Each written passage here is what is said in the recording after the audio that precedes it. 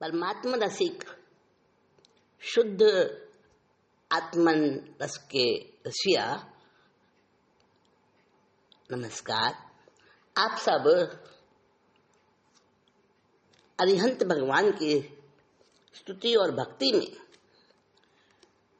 डूबना चाहते हैं और डूबकर पार उतरना चाहते हैं, और आनंद घन जी ने उसके लिए ऐसा सुंदर अवसर दिया है। आज हम सातवें अरिहंत भगवान, सातवें तीर्थंकर श्री सुपार्श्वनाथ भगवान की स्तुति का आनंद लेंगे।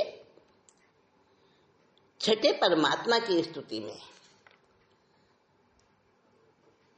बताया था कि हम मेरे और भगवान के बीच में अंतर क्यों है और वो अंतर कैसे मिटाया जा सकता है। और इस स्तुति में, इस 24वीं में अध्यात्म कवि आनंद घन जी ने बताया है कि कैसे निकटता स्थापित की जा सकती है। बात वही है, लेकिन कहने का तरीका बस थोड़ा सा बदला है, और वो रस अनेक अनेक रूपों में, अनेक अनेक प्रकार से छलका है। आइए सुनते हैं। शिशु पार्श्व जिन वंदिए, शिशु पार्श्व जिन वंदिए, सुख संपत्ति न हेतु ललना, शांत सुधारस जल निधि, भवसागर मां से तु ललना, श्री सुपार्श्व जिन वंदिए। 7 महाभय टालतो, सप्तम जिन वर देव ललना, सावधान मनसा करी, धारो जिन पद सेव ललना, श्री सुपार्श्व जिन वंदिए। शिव शंकर जगदीश्वर, चिदानंद भगवान ललना, जिन अरिहंत तीर्थंकर, ज्योति स्वरूप असमान ललना, श्री सुपार्श्व जिन वंदिए। अलक निरंजन वत्सलु, सकल जंतु विश्राम ललना, अभय दान दाता सदा, पूर्ण आत्म राम ललना, श्री सुपार्श्व जिन वंदिए। वीतराग मद कल्पना, रति रति भय सोग ललना, निद्रा तंद्रा दुर्दंशा, रहित अबाधित योग ललना, श्री सुपार्श्व जिन वंदिए। परम पुरुष परमात्मा, परमेश्वर परधान ललना, परम पदारथ परमेष्ठी, परम देव परमान ललना, श्री सुपार्श्वजिन वंदिये, विधि विरंचि विश्वम्भरू,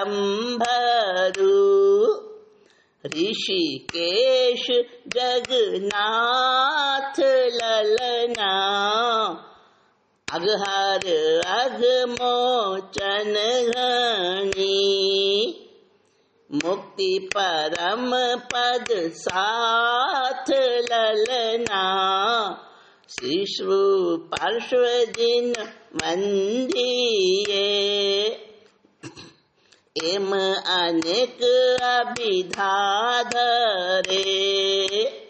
अनुभव गम्य विचार ललना, जे जाने कहने करे, आनंद घन अवतार ललना, श्री सुपार्श्वजिन वंदिये, सुख संपत्ति नो हेतु ललना, शांत सुधारस जल निधि, भवसागर महा सेतु ललना, श्री सुपार्श्वजिन वंदिये। देखिए भाषा कितनी रसीली और कितनी आत्मा को झकझोर देने वाली। इसका तो जो मुखड़ा अर्थात प्रथम पंक्ति, शुरुआत, प्रारंभ ही भगवान के नाम से हुआ है। श्री सुपार्श्वजिन वंदी, हाँ उनको वंदना करो। श्री सुपार्श्वनाथ प्रभु को भक्ति भाव से संपूर्ण हृदय से वंदना करने से क्या होता है? सुख संपत्ति नो हेतु ललना। सुख संपत्ति का ये मूल हेतु है। क्या है हेतु? वंदन करना। आप कहेंगे अरे हम तो रोज ही वंदन करते हैं, पता नहीं कितनी बार कर लेते हैं, सुख संपत्ति कहाँ आती है? कोई वंदन करने से आ जाती है क्या? हाँ बिल्कुल बिल्कुल सही प्रश्न है आपका, सही जिज्ञासा है। कहाँ आती है सुख संपत्ति? वही का वही तो रोना पड़ा जाता है। बात ऐसी है कि सुख संपत्ति जहां है वहां हमारी नजर नहीं जाती है, और जहां सुख संपत्ति नहीं है उसमें हमने सुख संपत्ति मानी हुई है। तो फिर जब हमने मान्यता ही गलत पकड़ी हुई है तो फिर वो मिले कैसे? नहीं मिल सकता ना। बात ऐसी है, सुख संपत्ति का हेतु क्या है? श्री सुपार्श्वनाथ प्रभु को अपने आत्मा नाम को भाव सहित रस से विभोर होकर समर्पित होकर उनको वंदन करना, बस इतनी सी बात है। लेकिन हमारा मंतव्य क्या होता है कि सुख संपत्ति कौन सी है? सुख संपत्ति और जानते हैं आनंद गांधी जानते हैं कि ये प्रश्न आएगा कि सुख संपत्ति कहाँ मिली, तो इसीलिए वो स्पष्ट कर रहे हैं कि सुख शांति है क्या। हमारी भूल को, हमारी उस नासमझी को ठीक कर रहे हैं, संशोधन कर रहे हैं उसका अगली पंक्ति में। अगली पंक्ति सुनिए ध्यान से और जरा देखिए। शिशु पार्श्वजिन वंदिये सुख संपत्ति नो हेतु ललना। हाँ, सुख संपत्ति का सारा मूल कारण, मूल हेतु, मूल उपाय, मूल आलम्बन वो वंदन करना प्रभु को। और सुख संपत्ति कौन सी है? शांत सुधारस जल निधि भवसागर माँ सेतु ललना। देखिए, भवसागर तो समझते हैं ना? हाँ, भवसागर, और जन्मों जन्मों से हम भवसागर में ही तो पड़े हैं। हाँ, तो भवसागर में पड़े हैं ना, और बड़ा गहरा है, बड़ा अथाह है भवसागर, जिसका कोई पार ही नहीं है, खत्म ही नहीं हो रहा। तो उस अथाह, असीम और अपार भवसागर में सेतु, सेतु पता है क्या होता है? हाँ हाँ, समझदार तो आप बहुत है। पुल, पुल पुल पुल कहते हैं सेतु, है ना? तो जो पुल होता है ना, वो सागर में अगर पुल बना हो, नदी में पुल बना हो, सागर में पुल बना हो, तो हमें पानी में जाने की जरूरत नहीं है। हम उस पुल पर चलते चलते और सागर को पार कर लेते हैं। ठीक है ना? तो पुल की कितनी उपयोगिता है, हमें समुद्र से पार करा देता है। तो इस भव सागर में, अथाह भव सागर में एक शांत सुधारस जल का भंडार है। जल तो भवसागर में बहुत भरा है, लेकिन वो जल तो डुबोने वाला है। और एक शांत अमृत के समान रस भरा एक और भंडार है, यानी कटोरे में कटोरा। एक बड़ा सारा टब हो, हाँ टब तो समझते हो ना? हाँ, टब भरा हो पानी का, और उसमें एक कटोरा और तैर रहा है टब के अंदर। ठीक है ना? टब के अंदर, टब तो बड़ा सारा गोल है, पानी से भरा है, और कटोरे में पानी भरा है, लेकिन कटोरा छोटा सा है, टब के मुकाबले बहुत छोटा है। अब वो कटोरा जो है ना, पानी भरा हुआ है तो भी वो तैर रहा है, लेकिन उस कटोरे का पानी का क्या है? कौन सा है? शांत सुधारस वाला पानी है। और वो उस भवसागर से पार कराने वाला है। वो भी जल निधि है, वो भी जल का भंडार है, कटोरे वाला पानी भी, लेकिन वो शांत सुधारस है। और वो जो भवसागर वाला पानी है ना, वो ज्वार मारता है, कितनी कितनी ऊंची उसकी वेला उठती है। वो डुबोने वाला है। अब ललना कौन है भाई? ललना तो स्त्री को कहते हैं।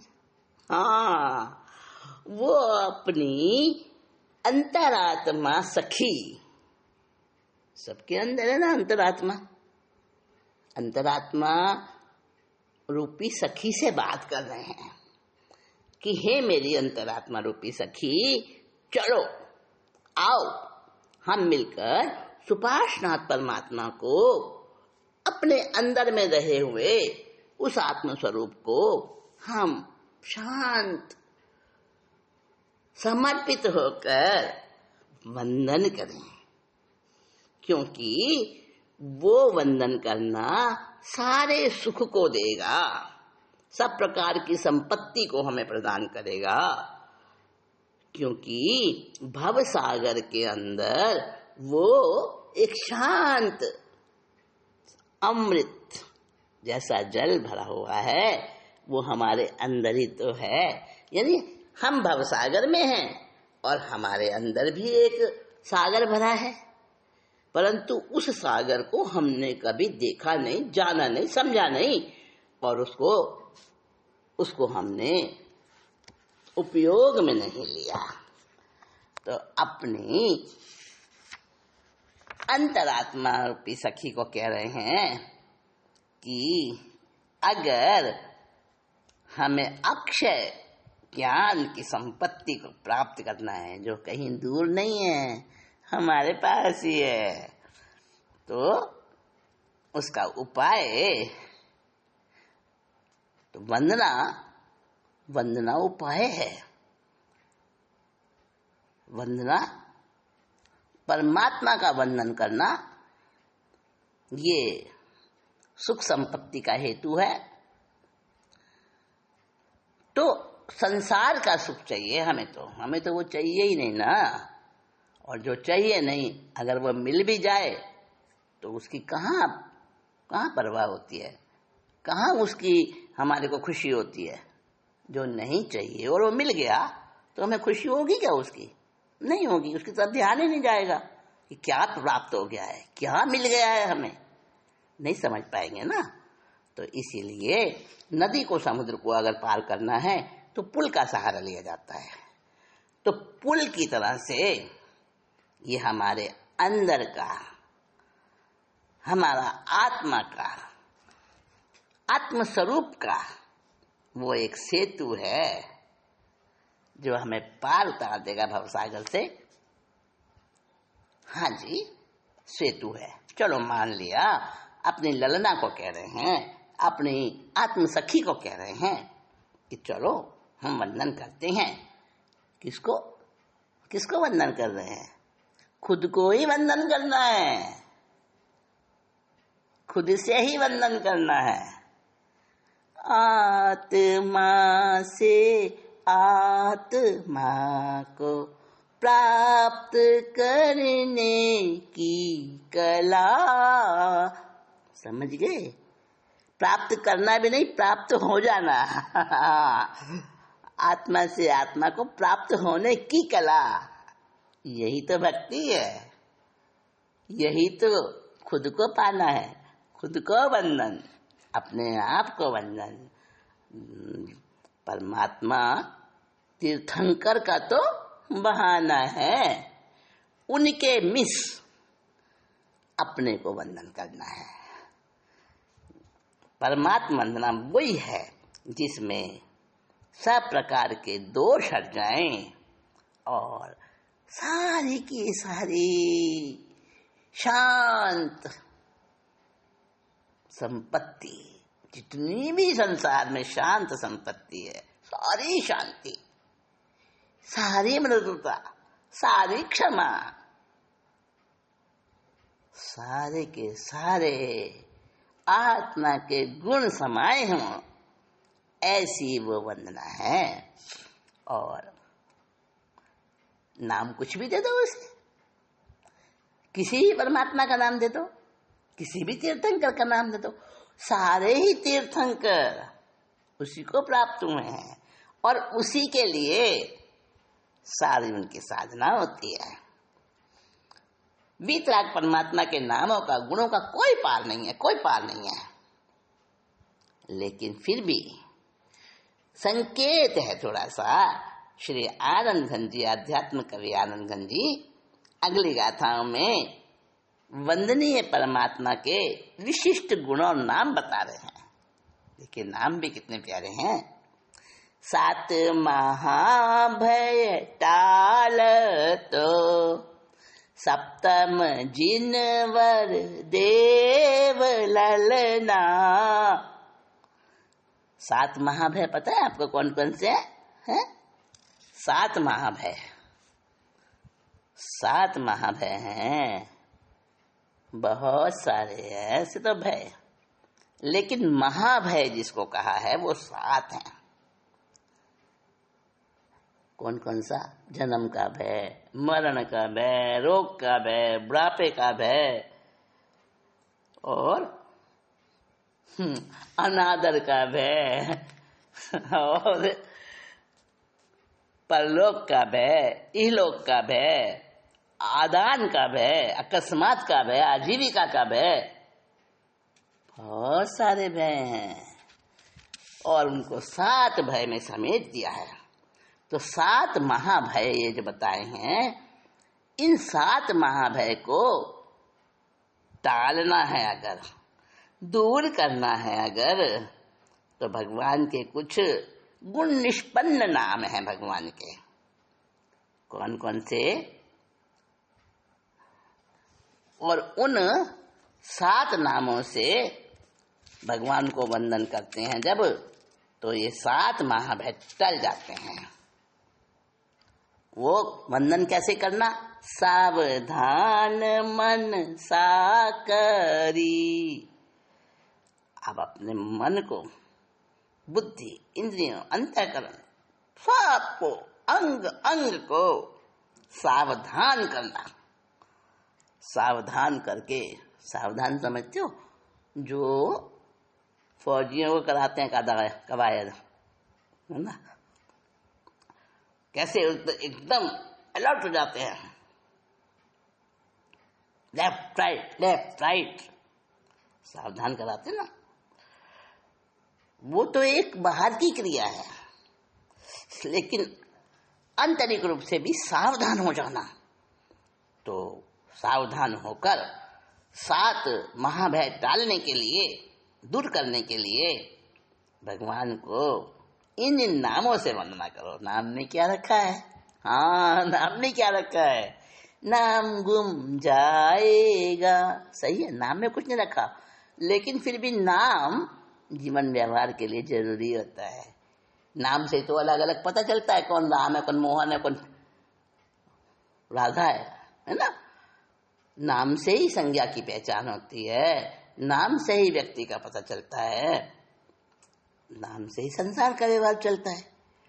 तो 7 नाम बताए हैं, शिव शंकर जगदीश्वरु, चिदानंद भगवान ललना। देखिए, शिव शंकर। आप कहोगे जैन तो शिव को शंकर को नहीं मानते। अरे वो शिव नहीं जिसको के सारे संसार के लोग मानते हैं, वो जो पार्वती को साथ में लिए रहते हैं, त्रिशूल हाथ में और सर्पों के गले में माला रहती है, और वो शिव नहीं। ये शिव कौन से हैं? जो कल्याण करने वाले हैं, कल्याण रूपी ही हैं। और शंकर शमम करोति इति शंकरः, जो कल्याणकारी हैं, जो सबको शांत करने वाले हैं। सब तरफ शांति और मधुरता का वातावरण जहाँ होता है वह शंकर होता है। शंकर अर्थात सबको शांत और मधुरता देने वाले शंकर। जगदीश्वर, जगदीश्वर कोई वो परमात्मा वो वाला नहीं जो मानते जिसने दुनिया बसाई है, ब्रह्मा विष्णु महेश, वो जगदीश्वर नहीं। नहीं, वो जगदीश्वर नहीं है। यहाँ नाम जरूर वो जगदीश्वर है, पर ये संसार का कौन से संसार का ईश्वर है? मेरे संसार का ईश्वर है। मैं खुद अपना जगदीश्वर हूँ। ध्यान है ना आपको? मैं ही मेरा ब्रह्मा, मैं ही विष्णु, मैं शिव मेरा। अपना विष्णु, अपना शिव, अपना ब्रह्मा मैं खुद हूँ। तो वो जगदीश्वर। चिदानंद, जो ऐसा आनंद, जो सच्चित आनंद है, जो हमेशा रहने वाला शाश्वत आनंद, वो। और भगवान, भगवान किसको कहते हैं? जिसमें ऐश्वर्य, शक्ति, सौंदर्य, विद्या इत्यादि विशिष्ट गुण होते हैं, वह भगवान कहलाता है। और जिन अपने आप को जिसने जीत लिया, अरिहा, जो सब करने में समर्थ है। तीर्थंकर, जो तीर्थ की स्थापना करते हैं। कौन से तीर्थ? साधु साध्वी श्रावक श्राविका रूप 4 तीर्थ की स्थापना करते हैं। ज्योति स्वरूप जो मेरी ऐसी ज्योति है जो असमान ज्योति, जिसके मुकाबले में कोई दूसरी ज्योति है ही नहीं, असमान ज्योति। उन ऐसी ज्योति में प्रकाशित हमेशा चैतन्य आत्मा है मेरी, तो अनन्य है वो, उसके मुकाबले उसकी तुलना का कोई नहीं है। तो ऐसे अपने परमात्म स्वरूप को मैं वंदन करूं। और ये कितने नाम बता दिए, शिव, शंकर, जगदीश्वर, चिदानंद और भगवान, 5, 6 जिन, 7 अरिहा, 8 तीर्थंकर, 9 ज्योति स्वरूप आसमान। ये 9-10 नाम बता दिए। अब अगले पैराग्राफ में भी, अगली पंक्तियों में भी, अलख निरंजन बच्छलु सकल जंतु विश्राम ललना अभय दान दाता सदा पूर्ण आत्म राम ललना। और क्या कह रहे हैं, और क्या क्या नाम है भगवान के? अलख, जिसको कोई देख नहीं सकता। हाँ, अपने अंदर है तो भी नहीं देख सकते। बताओ, आंख से हम पूरी दुनिया देखते हैं, क्या आंख अपने आप को देखती है? नहीं ना, आंख अलग है अपने लिए और पूरी दुनिया को दिखाती है। इसी तरह से आत्मा जो सब कुछ है, पर उस आत्मा को देखा नहीं जा सकता, क्योंकि वो देखा जाने जैसा उसका स्वभाव ही नहीं है। उसमें देखा जाए जिसको, ऐसा गुण नहीं है उस आत्मा के अंदर। वो अमूर्त है, इसलिए आत्मा हमेशा अलग है।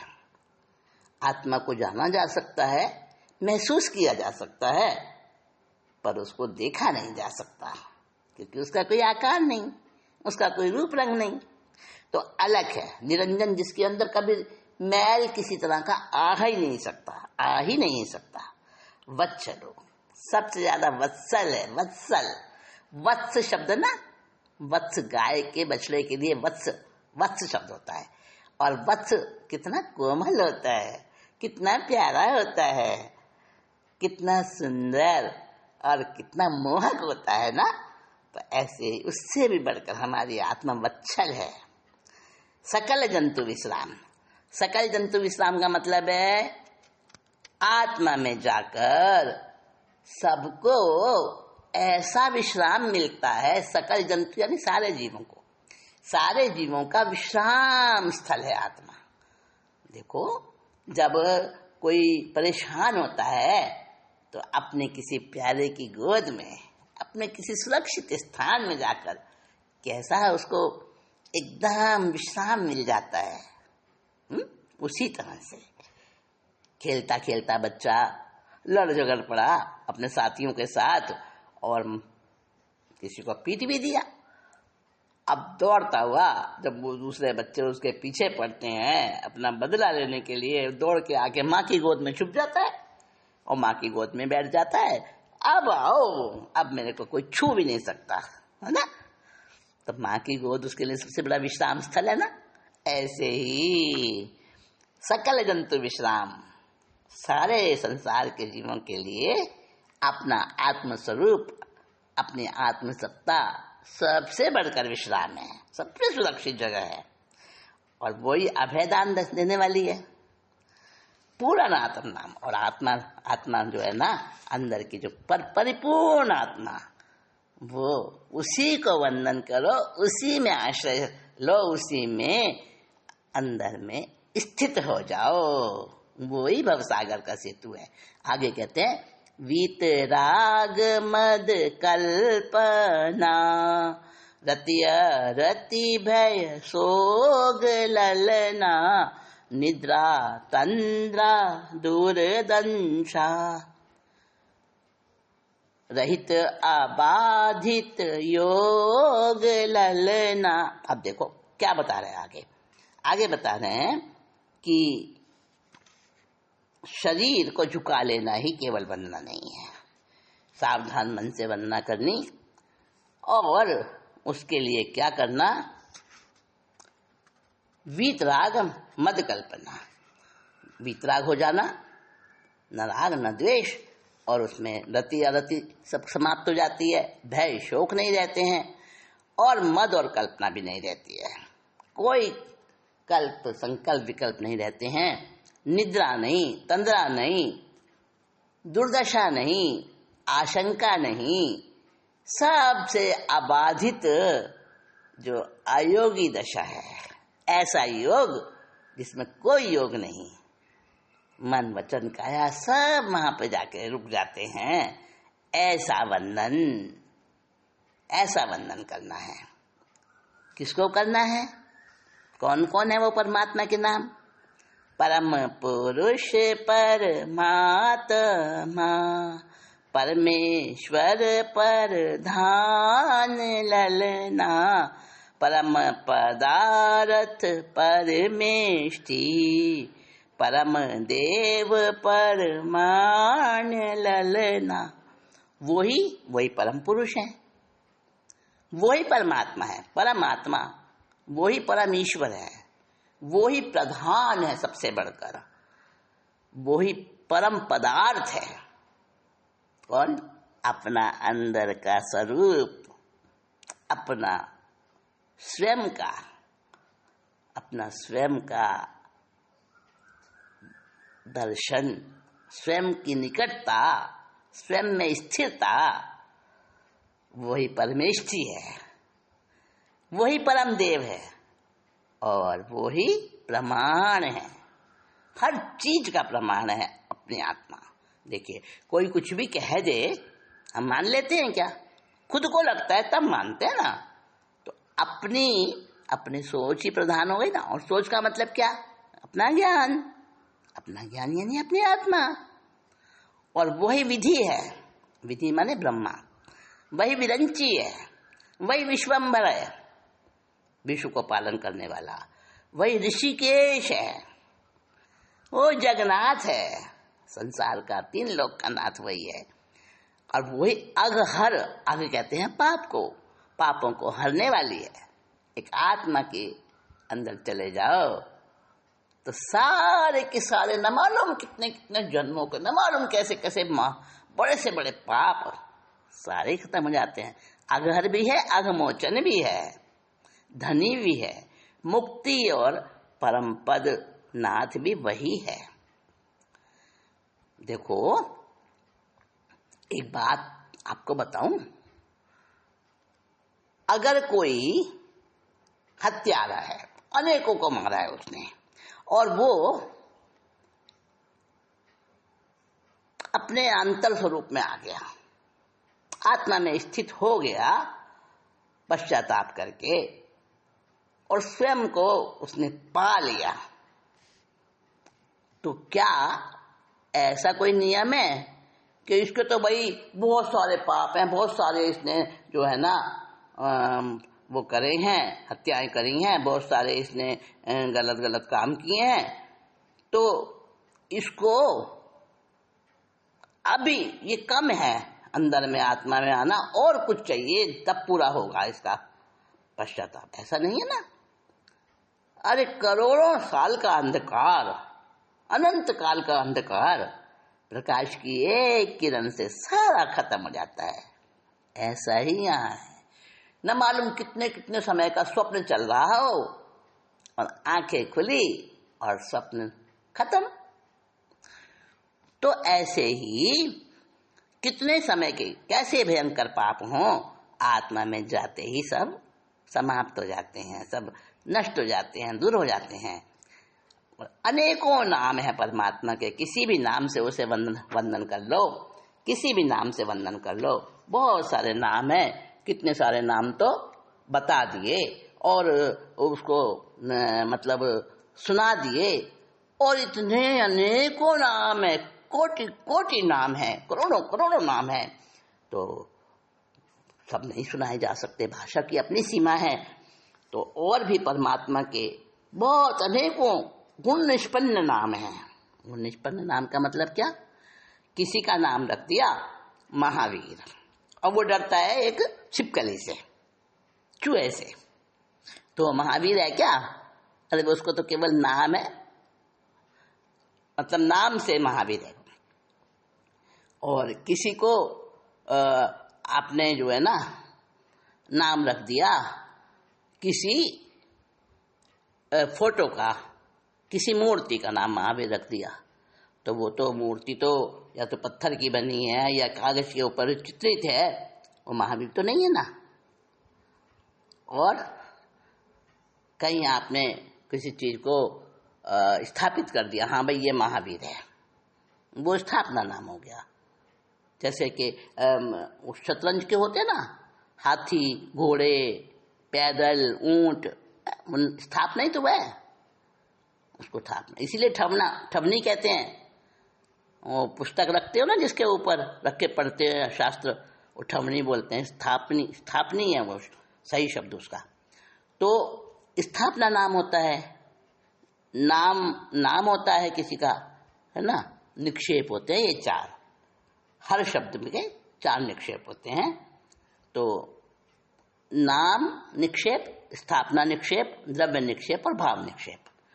तो नाम से किसी को कुछ क्या नाम रख देना किसी का, उसमें वो गुण ना हो, या किसी की स्थापना कर देना, हाँ भाई ये इस नाम से पुकारेंगे, वो स्थापना कर दी। ताश के पत्तों में स्थापना कर दी ना, राजा है ये, गुलाम है ये। कैरम बोर्ड की गोट में भी ऐसे ही करते हैं। तो स्थापना नाम हो गया। द्रव्य नाम हो गया, किसी का नाम रख दिया। अब है ना, द्रव्य नाम हो गया, हाँ, बाल ब्रह्मचारी के 12 बच्चे, है ना, किसी पार्टी के नहीं, झंडा राम सदस्य, वो नाम रख दिया बस, झंडा राम। तो नाम स्थापना, द्रव्य स्थापना हो गया, भाव स्थापना। अब भाव स्थापना का मतलब है जो नाम किसका रखा है उसमें वैसे गुण भी हों, तो गुण से कहते हैं गुण निष्पन्न नाम। परमात्मा के अनेकों गुण निष्पन्न नाम हैं। वे राग, मद, संकल्प, विकल्प, रति, अरति, रुचि, भय, शोक, निद्रा, तंद्रा, दुर्व्यवस्था आदि सब दोषों को, सारे दोषों से रहित होते हैं। मन वचन काया के कोई योग, कोई बाधा, कोई कष्ट वितराग अवस्था में वो नहीं पास में आते, विदेह हो जाते हैं, देह मुक्त हो जाते हैं। देह में रहते हुए भी संसारी जीवों को अपने और अपनों के लिए बात बात में ममता हो जाती है, बात बात में मोह हो जाता है। पद का मोह, कभी प्रभुत्व का मोह, कभी किसी वस्तु, लाभ, हानि, बहुत सारी चीजें जिनमें हम मोहित हो जाते हैं। लेकिन परमात्मा तो उस सबसे रहित हैं, तो उत्कृष्ट हैं, सुपरमैन है वो। आत्मिक दृष्टि से महापराक्रमी होने से वो परम पुरुष हैं और सब पदार्थों से बढ़कर वो द्रव्य हैं और उनके सार्थक नाम है बहुत सारे। तो बहुत सारे नाम है परमात्मा के। ऋषिकेश कहलाते हैं, किसी प्रकार की इच्छा नहीं है, सारी इच्छाएं उनके अंदर से निकलती हैं, फिर भी वो ऋषिकेश कहलाते हैं। ज्ञान द्वारा प्राणी मात्र की रक्षा करते हैं, इस कारण वो जगत के नाथ कहलाते हैं। अघमोचन है, पापों से खुद भी छूटे हुए हैं, मुक्त हैं और पापों को दूर भी करते हैं। कौन से परमात्मा? कोई बाहर के परमात्मा की बात नहीं हो रही है, स्वयं के परमात्मा की हो रही है बात, जिसको अपनी आत्म सखी को कह रहे हैं कि ललना चल उन आत्म स्वरूप में जो विराजित हैं वो परमात्मा, उनको वंदन करने, और उनको वंदन करने से सब कुछ मिलेगा, सुख संपत्ति मिलेगी। कौन सी सुख संपत्ति? जो सेतु बन जाती है भव सागर से तैरने का।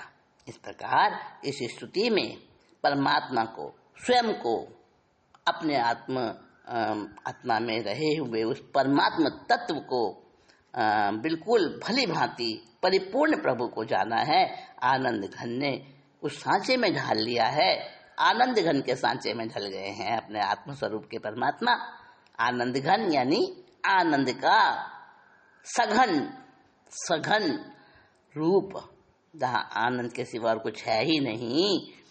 और ज्ञान भी तो आनंद है, देखिए, ज्ञान जो है ना, ज्ञ, ज्ञ का मतलब जानना, और ज्ञान में ज्ञ और आन, ज्ञ के बाद आन है ना, आन की ध्वनि आती है। तो आन क्या है? आनंद वाला आन। आनंद शब्द में जो पहला आ और न है ना, वो ज्ञ के साथ जुड़ गया। इसका अर्थ ये हुआ कि जहां आनंद है ना, कैसा भी है, जो भी जिसका भी जहां आनंद आ रहा है, अपना अपना आनंद अलग अलग है। किसी को पढ़ने में आनंद आता है, किसी को लिखने में आता है, किसी को सुनने में आता है, किसी को मारने में आता है, वो तो अप्रशस्त आनंद है। लेकिन जहां आनंद अंतरात्मा का आनंद है, वो आनंद हमेशा ज्ञान से परिपूर्ण होता है। ज्ञान में और आनंद में कभी फर्क नहीं होता, दोनों हमेशा साथ रहने वाले तत्व हैं। तो आत्मा का जो है ना, प्रभु का जो आनंद है, जो ज्ञान है, वो तद्रूप हो जाता है। जो उस ज्ञान में समर्पित होकर वंदन करता है, वो तद्रूप हो जाता है। तो इस प्रकार से स्तुति में अध्यात्म योगी रसिक कवि आनंदघन जी ने श्री सुपार्श्वनाथ भगवान के नाम को लेकर अपने आत्म स्वरूप को प्रगटाया, अपने आत्म स्वरूप का वर्णन करने का उन्होंने अर्थ बताया है। आज इतना ही कहकर विषय को विश्राम देते हैं।